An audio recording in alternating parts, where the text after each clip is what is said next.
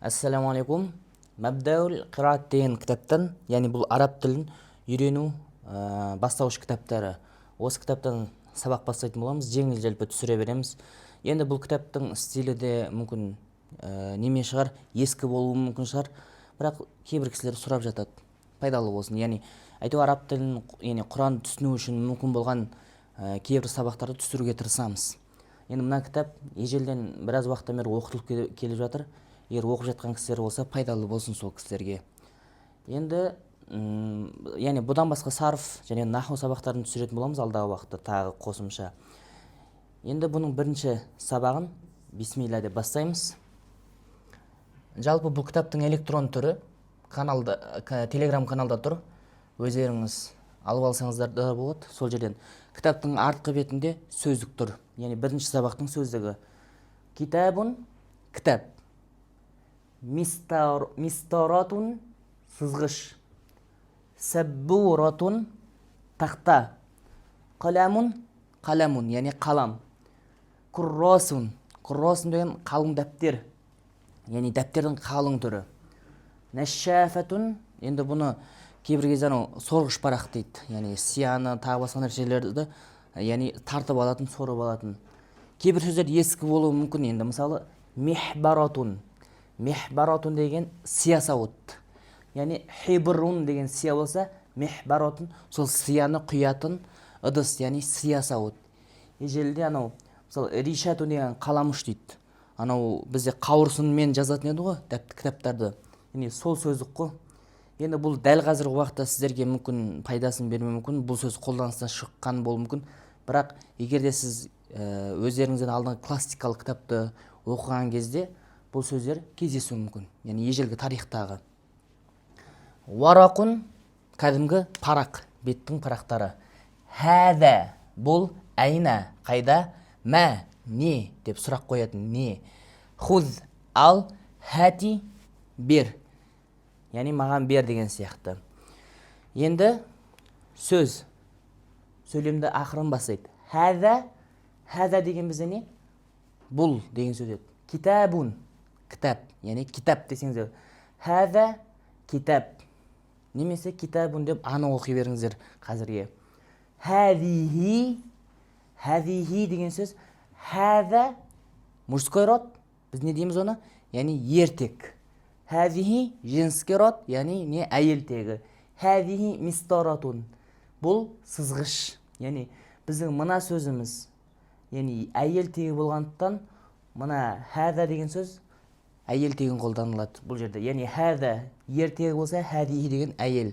Яғни сөздің әйел және ертегіне байланысты осылай қолданылады. Әйна саббурату, әйна қайда, саббура тақта, яғни мынау кәдімгі жазатын тақта. Әйнәл мехбарату, әйна қайда, сиясауыт қайда, сұрақ. Худил қаламы, қаламды ал, яғни мына қаламды не, ал.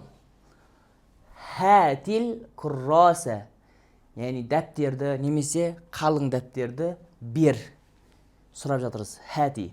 Хәзә варақун, бұл парақ. Худил китабы, кітапты ал, немесе мына кітапты не дедіңіз, ұста дедіңіз. Китабы, худил китабы, кітапты ал, немесе үстелде кетіп бара жатқан кезде қаламды немесе кітапты ал деп айтасыз ғой, сондай. Мә хәзә, мә не бұл, бұл не, сұрақ. Кыррасун дәптер, қалың дәптер. Мә хәзи, бұл не, мистаратун сызғыш. Хәтир ришәті, қаламышты бер. Худир ришәті, қаламышты ал. Әйнәл куррасу, дәптер немесе қалың дәптер қайда. Әйнәл варақу, парақ қайда. Немесе дәптер деген сөз араб тілінде тағы дәфтәрун деп қолданады. Дәфтер, яғни дәптер деген мағынада біздегі. Енді қараймыз, дәптер қай жерде? Мына сөзді арабша аударасыздар. Дәптер қай жерде? Әйнәл куррасу, немесе әйнә дәфтәру. Сызғыш қай жерде? Әйнәл мистарату. Мынау қалам. Хәзә қаламун. сиясауытты бер. Хатил михбарату. Михбарата. Осы сиясауыт. Хәза, хәзихи. Өйткені михбаратун деген женский, әйел тегі. Тәмәрбута қосылатын болса сөздерге ол әйел тегі болады. Мысалы, мистаратун, әйел тегі, хәзи. Сондықтан осы сиясауыт, яғни хәзихи михбаратун. Кітапты ал, хузил китаба. Бұл не? Мә хәза. Бұл хәза варақун, парақ. Мә хәза. Немесе тақта деген сөз екен жауабы. Демек, женский род әйелдегі мә хәзихи. Не дейміз? Әс-сәббура. Сиясауыт қайда? Әйнәл михбарату. Дәптерді ал. Худил курраса немесе әд-дәфтар. Дәптерді бер. Хәтил курраса. Қағаз қай жерде? Әйнәл варақу. Әйнәл варақу. Қалам қайда? Әйнәл қаламу. Мынау не? Мә хәза. Бұл жерде енді жауабы бұл қаламуш. Ришатун. Риша деген әйелтегі өткен соңында тәмір бұта. Демек, мә хәзихи. Хәзихи ришатун. Немесе хәзи. Бұл бірінші сабақ. Алда қалса екінші сабақта өтетін боламыз. Бір жеңіл осылай. Ең басы сөзі жаттап, сосын мына сабақты 5-6 рет аударып дайындалыңыздар. Осыны аударумен, оқумен сіздердің сөздіктеріңіз жақсы, яғни жаттығатын, есте қалатын болады. Пайдалы болсын.